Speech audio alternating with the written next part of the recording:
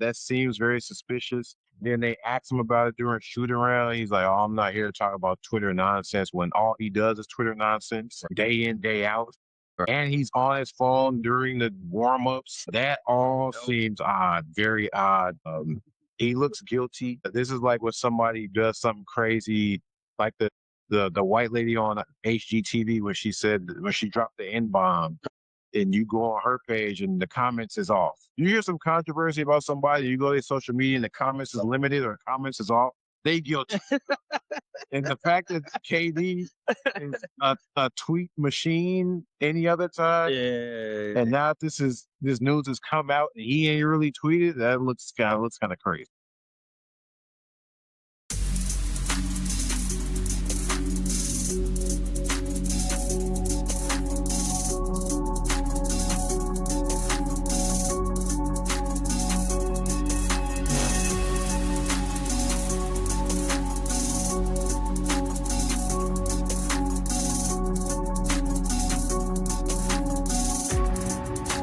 Ricky Sway here. This is Zeke. We are here in the midst of a 9-game losing streak. See red, I guess, but we're tanking right now. So We are seeing red. we are in the midst of it, like you said, 9-game losing streak. Just had the All-Star break. We're back from the All-Star break, and We had no participants, right? yes, we had Matas in the Just in the Rising Star. Rising Star game. Other than that, nothing. No.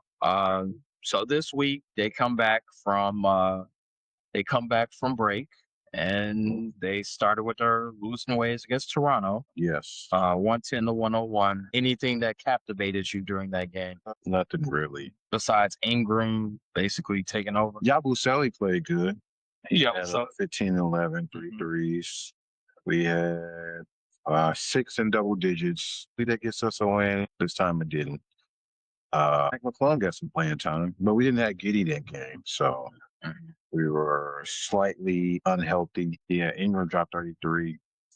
Now they only have 6 in double figures too, but when your star player scores 33, that kind of makes up for the lack of scoring from everybody else. So the Bulls are, even in this 9-game, and I know the 9-game is not totally of the new Bulls, but during this losing streak, I have noticed that the new Bulls that just came over, the Simons and company and Colin Sexton, they do play hard. They do give a valiant effort. They're professionals. Nick Richards, they really try to win games, but the continuity on this team is invalid, not there, which is expected. I would assume Billy Donovan is trying his best to rally the troops and get victories or try to win games, but I don't think you can really win these games when you're undermanned the way they are. we're down Simons now. He just got injured.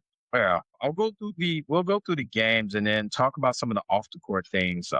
Detroit, that was the next game. Pull up my notes. 126-110, lost to Detroit. It was a blowout. I admittedly, It ain't a blowout. it wasn't close though. It wasn't close. I watched a few minutes of this game. One of the few games of the 82 that I really didn't check out. I was Bulls nausea from all the lack of good basketball that I don't get to see from a professional NBA team. But the Bulls lost. Kevin Herter, did he get a video tribute? I don't think so. What should he have? Jalen Duren led the Pistons that game, I believe, where he had 26 and 10, 26 and 13. 26 and 13. And for good old Paul Reed, 50% from the field. Uke didn't even kill us. Yeah, he did. He only had an 18, 9, and 13, almost triple double, but yeah, he didn't kill us. Who was the leading scorer for the Bulls? Leading scorer for the Bulls, that was Josh Giddey. He had a good game. Hit 5 threes. He had 27, 6 rebounds. Wait, Josh Giddey had 5 threes? Yeah, I think that's a season high for him. Not when you bet him. We'll be exact. Next game you bet him 3. He ain't hitting. Yeah, that's a season high, 5 threes. We gave up a bunch of points in the paint. Per usual, we don't have anybody really down there now. 23 turnovers. That's also nothing new for the Bulls. That led to 28 fast break points. And this is also the game Simons got injured. He injured his wrist. I think it was on a pick. Shooting? No, he was kind of going around a pick, I think. And his hand hit the other guy. It was really a fluke injury. Oh, okay. And we had Jalen Smith and Nick Richards both up front. Nick Richards gave us 5 and 5, and Jalen Smith gave us 15 and 7. Pat Williams with a whopping 6 off the bench, and your boy Rob Dillingham chipped in with 2. Yeah, we'll talk about Rob Dillingham in a minute. We'll put a pin on that. But next night, back to back, mind you, the Bulls are on a 7 home game stand. Mm-hmm. So they're getting home cooking, but they're not getting 4 games left at home in a row. okay. So they play the Knicks the next night.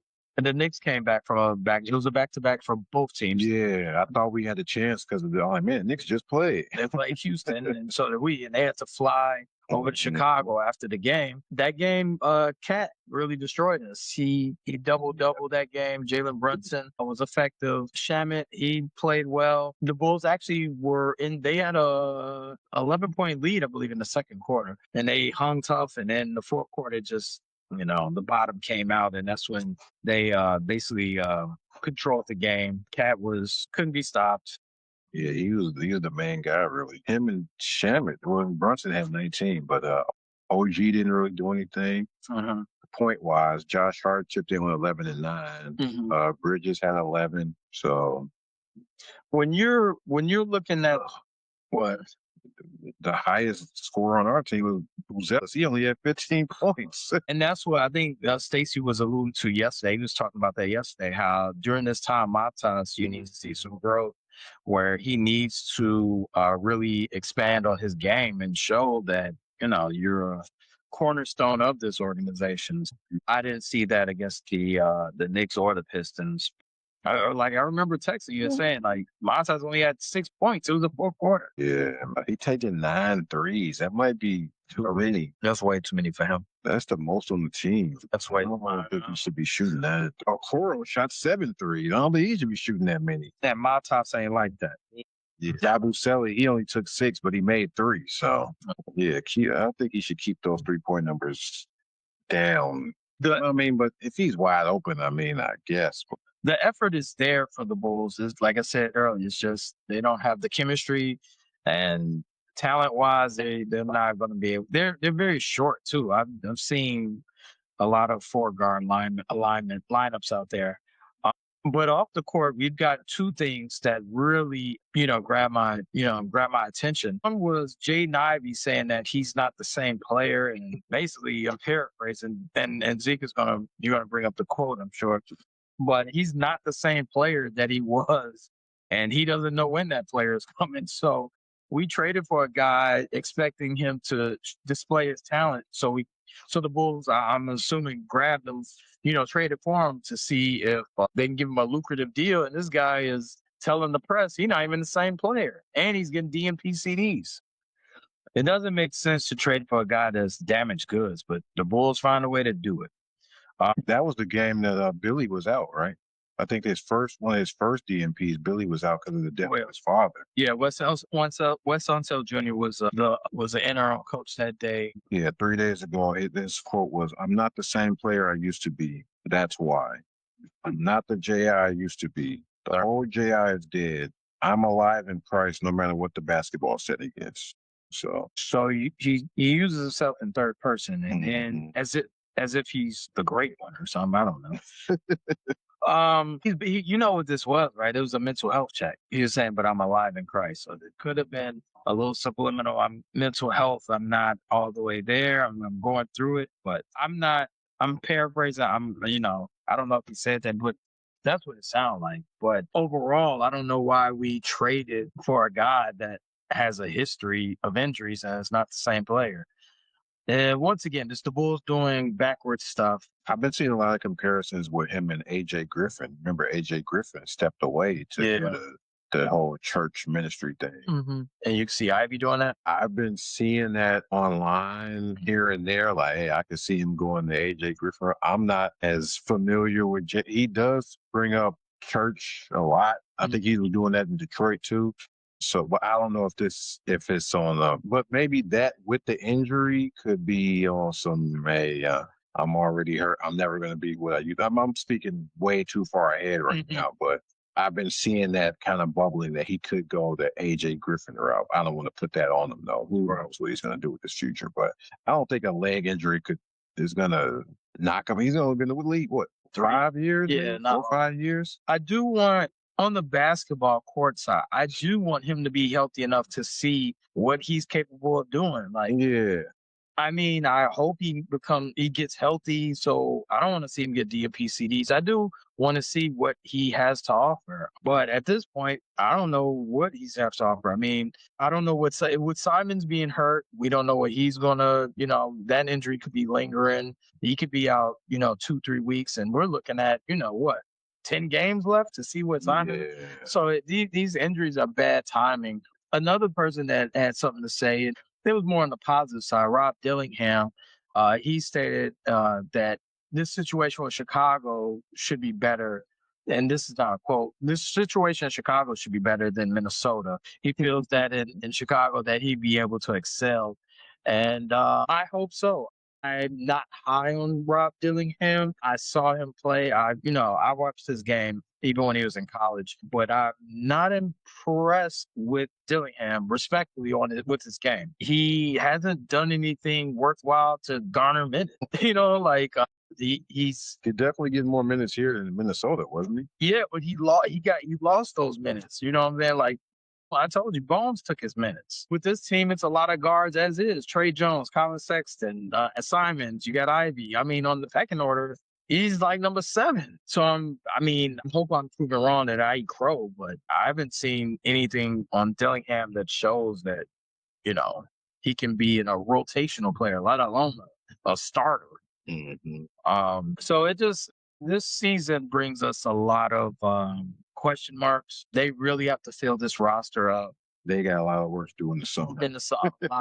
And I don't know if that's part of the plan, of the Acme plan, but they got a lot of money right now. Yes. They say they have a lot. They do have a lot of money. It's not a great free agent class, but you got that, and you have draft picks. So we'll see with the Bulls. When do you think they'll win again? 7 games straight at home. Yeah. And we've already lost 3 of them. So we got Charlotte, Portland, Milwaukee, KC, all at home. I don't think we're going to lose 7 in a row at home. Nah, they're going to be Milwaukee or Portland. That's my guess. Yeah, I don't see them beating OKC. And we got space between these games, too. It's no back-to-backs. We play Charlotte tomorrow, and we get 2 days off. Then we get about 3 days off before Milwaukee. Then 2 days off for OKC. Yeah, I could see them beating maybe. I don't see them beating Charlotte. No. Yeah, but knowing us, Giannis will probably come back for the Milwaukee. Yeah, maybe Portland or Milwaukee. 7 in a row at home. But They don't get 7 in a row at home. A lot of teams don't get that, so they gotta win one of those. 4 more. That makes it a 13-game losing streak, and we lose the rest of them. Yeah. And then you're going into it gets bad after that. Then we got 1, 2, 3, 4, 5 on the road. Mm-hmm. Then 4 more in a row at home. So we getting some long home stands to end off the season. Say we do lose all these games. Does anything happen? No. This is all. This stretch is all about seeing what we have for next year. This is what my assumption. I'm assuming that they're looking at all these players and seeing if they want to re-sign them next year. If you think about it, Sexton, free agent. Ivy, restricted. Simons, free agent. Nick Richards, free agent. Yazabelli, he's going overseas. I mean, this team is a bunch of misfits. It's a bunch of toys that don't match together. So we just gonna sign a bunch of guys over the summer. It has to be that way. You got Matas Giddy. Who wants to come here? That's a question that needs to be answered in the summer. They have their work cut out. I always say this. I've never envied a GM in this particular situation. Like this situation, I don't envy them because they have a lot of work ahead of them, in front of them. So it's going to be. We only have 1 pick this draft. I think we might have a Portland pick. Maybe. I think it's protected, but something like if it gets. Oh yeah, it got a lock next. Yeah. So if it gets outside 15 or something like that, it's hard. If it's top 14, it's theirs. Mm-hmm. Okay. Which I don't think that's going to happen. Right now, Tankathon has us ninth in the lottery simulator. So that means we'll get like the 7th overall pick, like we know. Yeah, like usual, more than likely. But it is imperative to look at the talent that we have, and not only as the professionals, the GMs, also as fans. I think it's our due diligence to watch them and see like, hey man, do we want these players? Like, will we want to see Simons? And another thing is that, and I think our friend B Foster said it earlier that it's hard to root against your team, but I find it easy to root against your team because you're not really vested to these players. As when you Vooch and Kobe White, you want to see them win, you want to see them excel. We don't have. There's not enough equity in these players for me to even root for them. I mean, I know the jersey says Bulls, Right, and now we're just rooting for a bull. but like Simons, I mean, I know him and I want him to do well, but I mean, I don't. I'm not. He might be gone next year. Yeah, So with this team, we don't know who's going to be here next year. it's not enough equity in these players for you to really share for them to win. I mean, obviously you want them to win, but I'm okay with this team losing and getting a better draft pick. So we'll see. It is tough to watch these games. It's tough to watch less than stellar basketball. Hell, it's even tough to even find ways to talk about this team. Yeah. So, I look at it this way. We got to watch these games to see what kind of talent they have or what is available or what it looks like as far as the future. It looks bad when we're losing this many in a row. That was the ninth loss in a row. I think that's a season. That's a record, I think, for the Bulls. A record I or think. season 9 Yeah, maybe just a season. season. We remember we saw the 2000. We saw some bad Bulls teams. This 9 in a row, bad. yeah. Oh, okay. Easily. Yeah, we'll look it up after the show. But yeah, it is. I mean, the pages turn. We've read you guys' comments and saying that this is a great idea, and I hope that Yeah. that I'm wrong. That this is a. I mean, we want them to tank, but we hope that there's a some type of plan. It got to be something at the other end of the tunnel. Yeah, I mean, we want them to tank, but I hope that there's a vision, there's a plan that they are executing to a T, so we can watch meaningful basketball in April and May. We're going to take a break and talk about another half. We're going to talk about the All-Star weekend that was and how they might change it up. So take us a break, Dave. Need a Garrett's popcorn break. Download, listen, thumbs up. Spotify, Apple, iHeart, Amazon, and YouTube. We are here. We drop every Tuesday. The All-Star weekend came and went. I know. One participant. One participant. A lot of empty seats on Saturday night. A weird All-Star weekend timing. Yes. A lot of the media people didn't even know it was starting at 0. Yeah, it started at 4:00, and you can blame Adam Silver for not letting them go to another network instead of, because they lost out to the Olympics. Stern would never. First of all, Stern would never.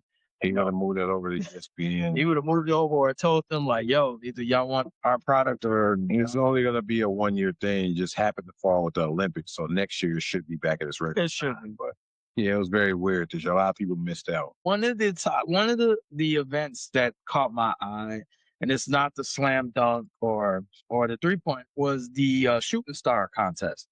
And I remember watching it, first of all, and I agree with Pay with his disdain. And not as much as producer Pay, but the disdain for having a team called Team Cameron with a bunch of dookies. Like, oh, come on. What's wrong with that? No, dude. Like, why you can't have a team of Arizona? What's wrong with that? Yeah, why I gotta be Duke? Not as prestigious as Duke. Yeah, it is. But I saw they asked Arizona guys, like some old time retired guys, they didn't want to do it. Oh, okay.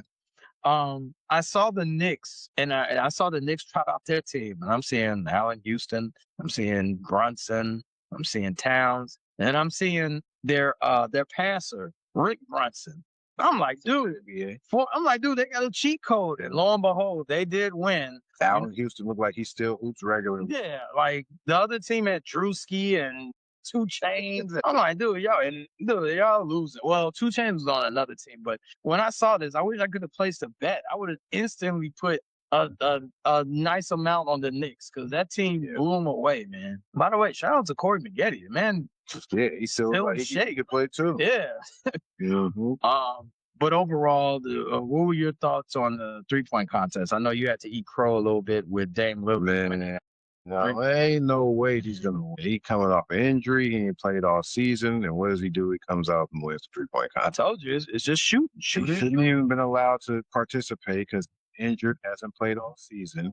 I wouldn't have let him participate if I was Adam Silver, but they let him participate. So, and he came out there and won it. It's just weird. He ain't played all season. Then when All-Star Weekend comes, hey, let me in. Yeah, I don't think he said something. I think they approached him because they want And stuff. his reply should have been, well, I haven't played all season. Why do y'all want me to do it? I don't think I can do it.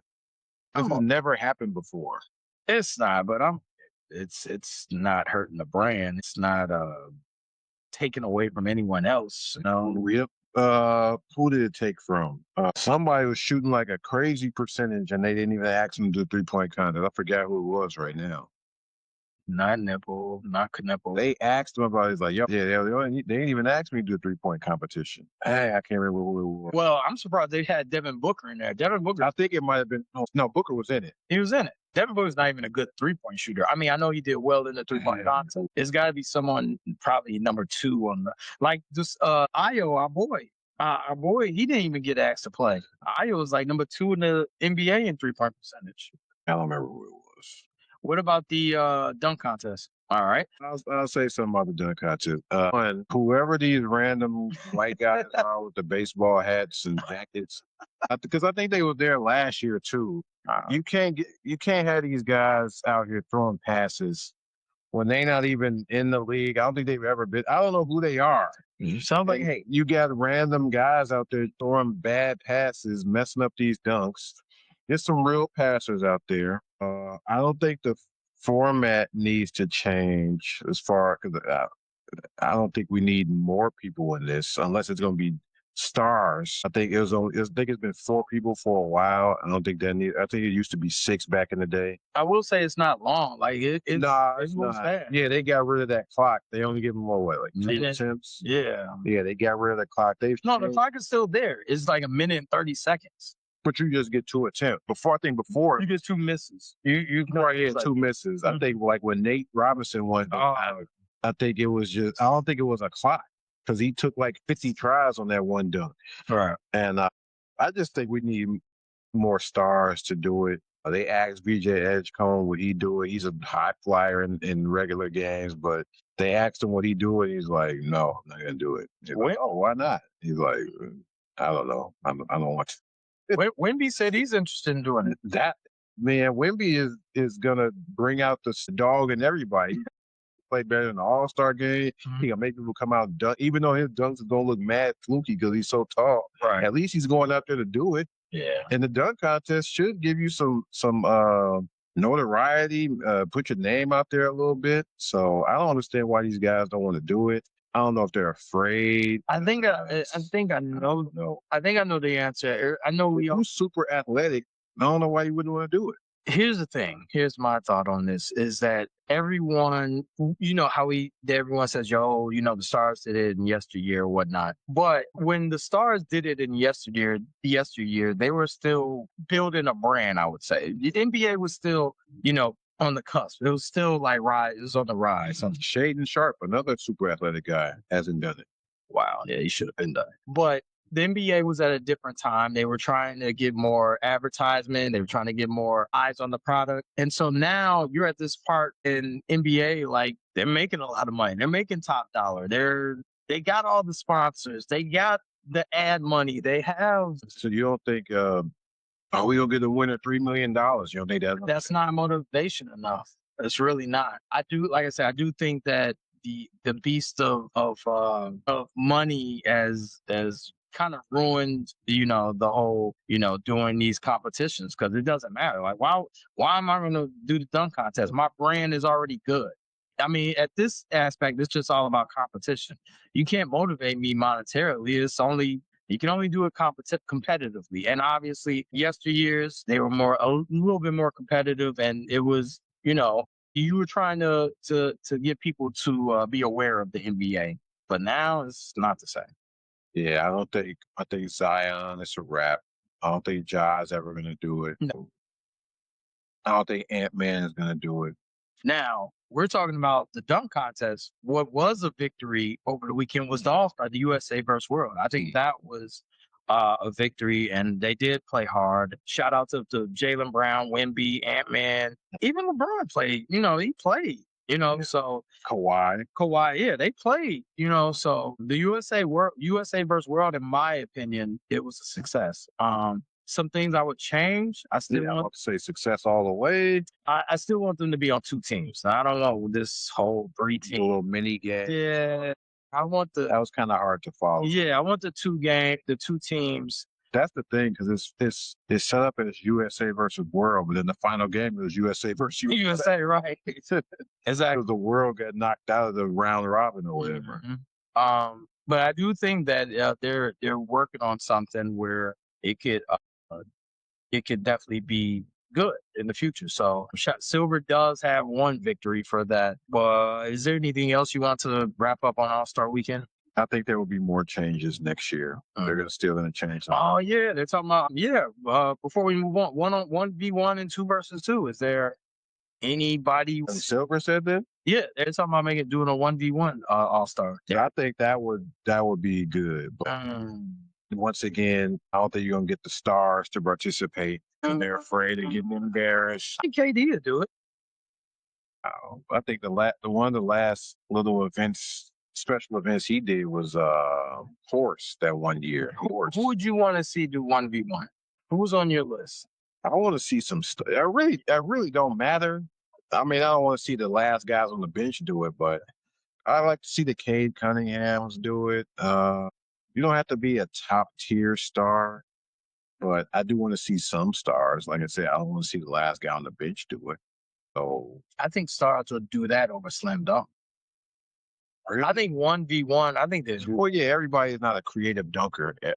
Almost everyone in the NBA should be a good one-on-one player. Yeah, they do that in practice all the time. Exactly. Yeah.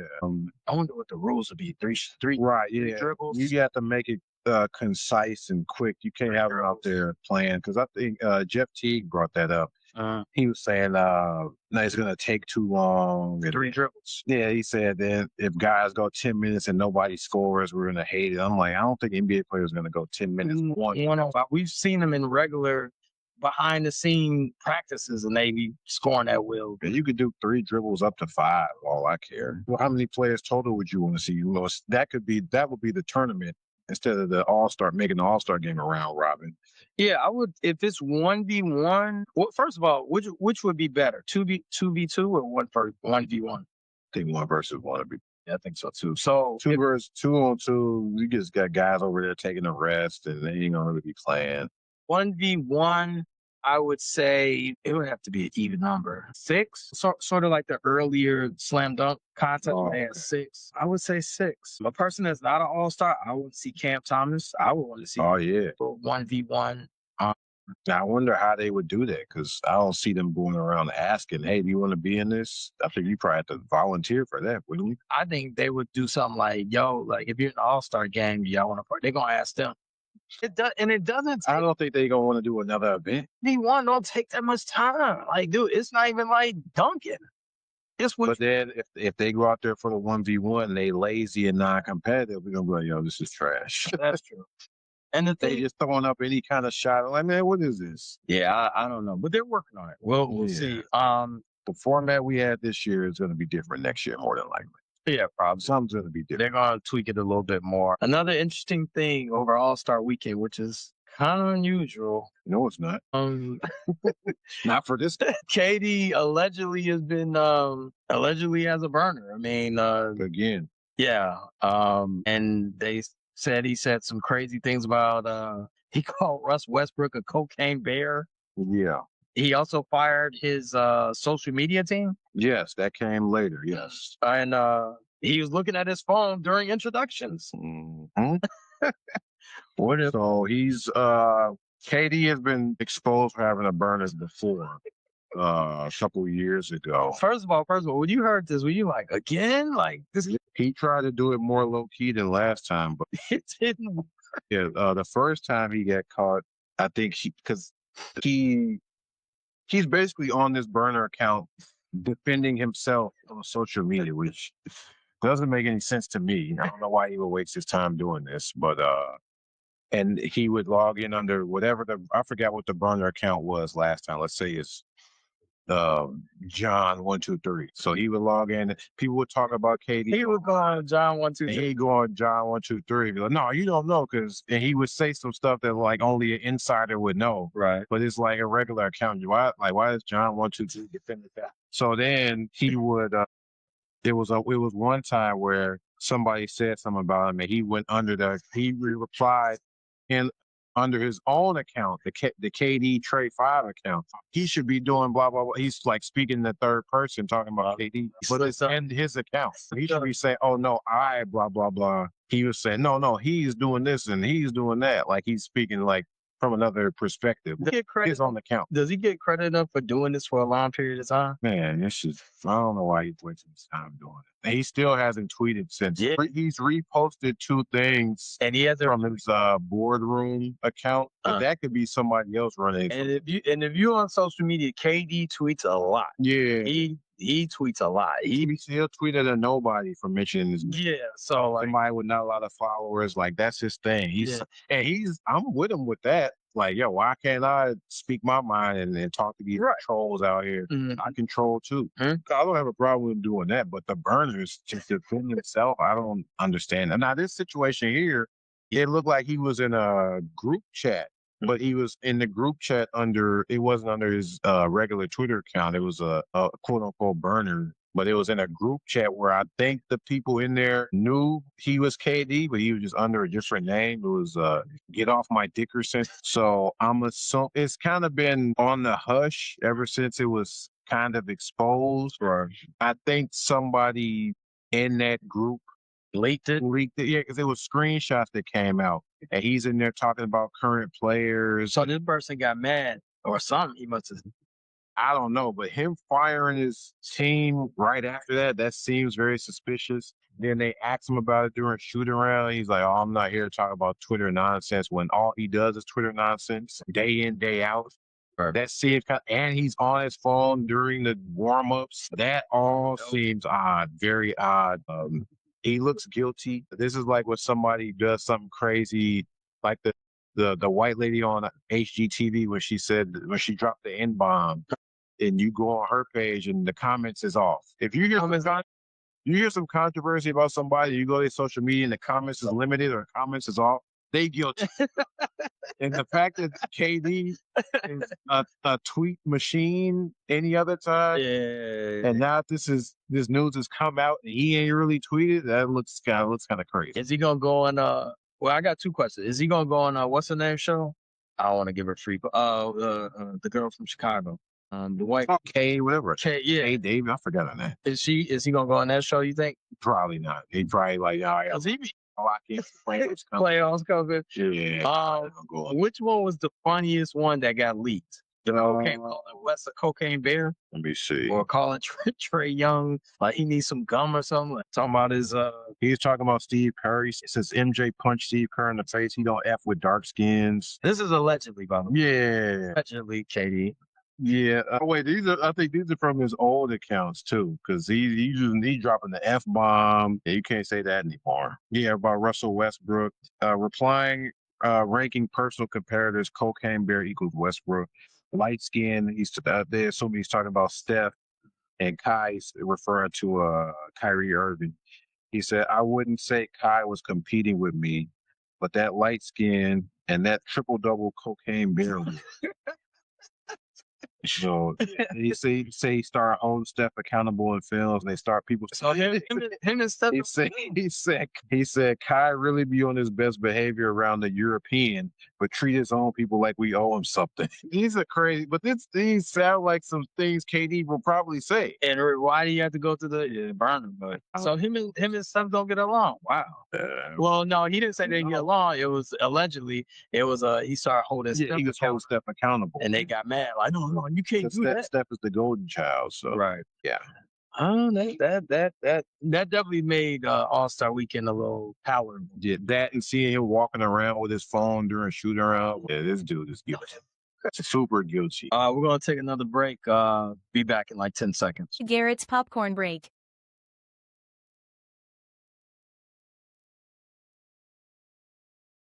Frustrated Chicago Sports Fan Channel. Like, subscribe, Ricky Suede here, Apple Podcast, iHeart, Amazon, Pandora. Check us out. YouTube TV, check us out. We drop every Tuesday. Zeke is here. The Tank is here. Is it official yet? Did Silver make these rules official? But no, I don't think they're official. They're not to be discussed over the off season, I believe. Wait, so And he's trying to implement them next season, I believe. okay, so Shams put out and said they're really considering these rules. I'll read it off. First round picks can be protected only top 4 or top 14. By the way, you tell me which one out of these do you like as far as the rule. Lottery odds freeze at the trade deadline or a later date. All right. I don't really know about that because teams would just tank earlier. Okay. No longer allowing a team to pick top 4 in consecutive years and or after consecutive bottom 3 finishes. Oh, wait, so you can't pick top 4 consecutive no matter what. That's what it says. And you can't pick top 4 if you're Bottom 3 if you've been in the bottom 3 for 3 consecutive years. or after consecutive bottom 3 finishes. So it sounds like they're saying you can't be in the top 4 back to back. And if you're in there, Okay.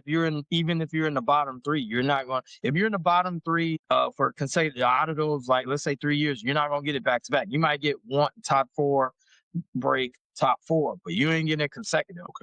Okay. Teams can't pick top. This is crazy. Teams can't pick top 4 the year after making conference finals. That's an OKC rule. Yeah, that could be a double-edged sword because, well, if you make the conference finals, then the next year you lose one of your star players or something, and you just fall off.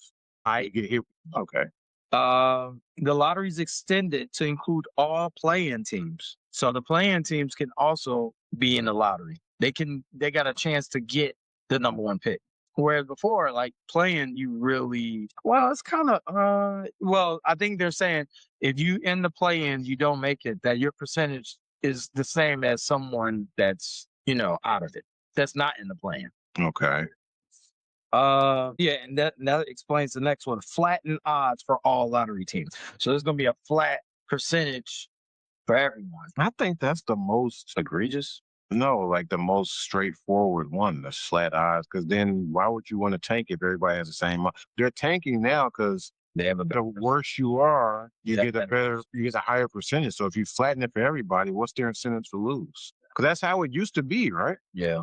Well, it used to be, Stern would fill the cold envelope, and say, "Oh yeah, Patrick Ewing, New York Knicks." Flattening the odds seems like the easy answer. I don't know why you would still tank if all the odds are. You know what I like is the protection. Only top 4. Dude, you know how many protection picks is out there now? Like, dude, I have to read up on it. It's a lot of swaps and it's only top 7 protect. That's what Barkley was saying too. If you trade away a pick, it should just be gone. It should just be gone. Yeah. They just say, "Oh man, if it's a top 23, we'll have it." That it gets kind of confusing for me. Maybe for others it's fine. But yeah, Silver has heard everyone complaining. What do you think what do you think was the tipping point for this?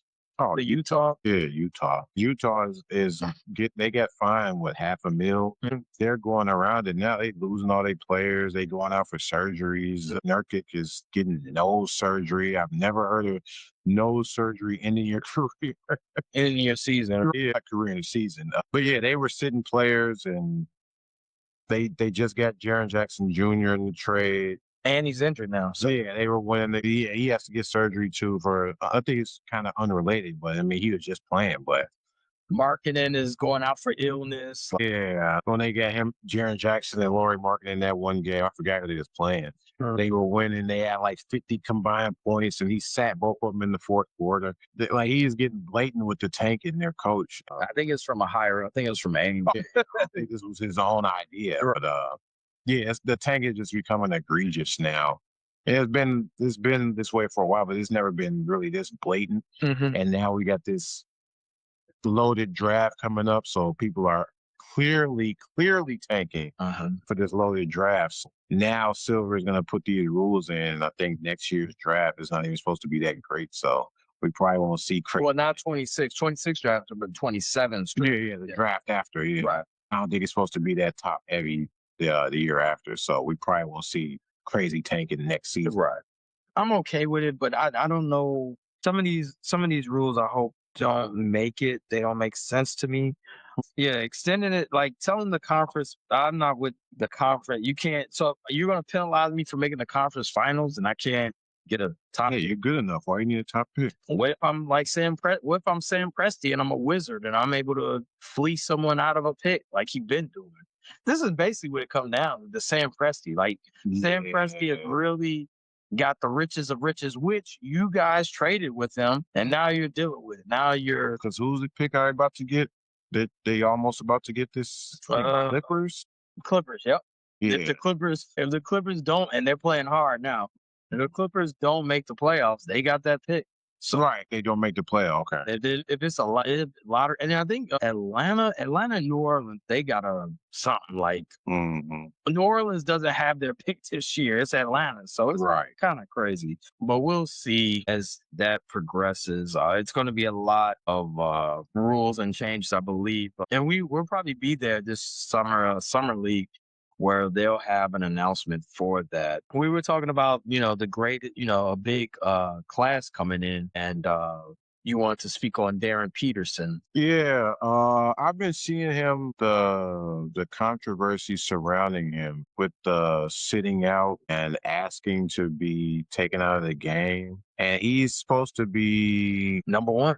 right Yeah, projected number one, at least maybe top three at least. And I think the most recent game where he hit that three, and then right after he tapped the coach, all right, give me a five.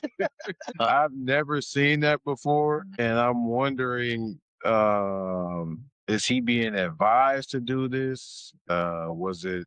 I think he does have an injury, right? that we know. He's had a multitude of injuries though. Yeah, I don't understand. And let me add this. Mind you, a college schedule is way easier than NBA. Right. So if he is struggling with a college schedule, imagine with the NBA when you got 3 games in 4 nights. Like Exactly. I don't know if he's gonna uphold if he at the rate he's going. I just don't. Is he good enough that people are going to look past this and pick him No. anyway? No. Well, he's good enough to get drafted, obviously, Oh yeah. as a top 3 or 5. But the talent is there. But as you well know, in the game of basketball, there's more talent between the ears. So they're going to do their due diligence, I would assume, and try to see if this guy. I mean, think about it. Your job is on the line. You get this draft wrong, you out of a job. So I mean, it's looking like taking him at number 1 or number 2 is a risk. Now, Would you do it? I don't. Depending on what position is he a two? He's a 2. Okay, so if you really need a two, would you take him? Considering what you've seen, is he a first year guy? Freshman, yeah. Okay, The talent is there, but the NBA is not about talent. The NBA has a lot of talent. I mean, Ben Simmons, when he came out, was very talented. And, I'm fortunate to use him as an example, but yeah, Ben Simmons was extremely talented and he doesn't want to play basketball. Like he's content. It's got to be something mentally I don't have all the information, but from what I'm seeing, and for you to be getting taken out of games and not playing through, I thought he had like a calf strain or something like that. man, look up his injuries. He's had a lot of injuries for a college, player. And I'm not going to knock his talent. I think the talent is there. It's Do you just think he's being advised like, hey, you need to don't play this whole game?